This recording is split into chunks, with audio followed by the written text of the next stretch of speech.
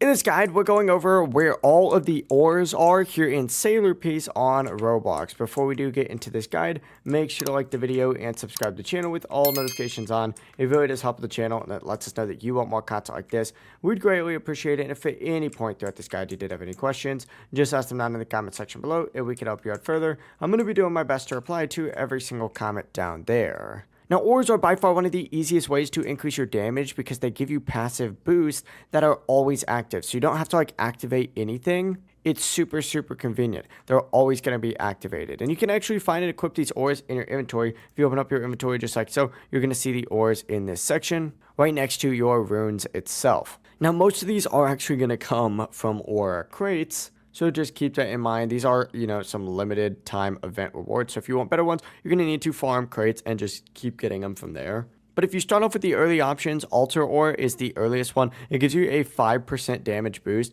Rose Ore gives that to, 7.5, so it increases it by 2.5. And then these are obviously pretty decent for beginners, but they're not great in the long term. Mid-tier ores like Singer Ore and Gambler Ore give you 10% damage, which is a noticeable upgrade, so just keep that in mind.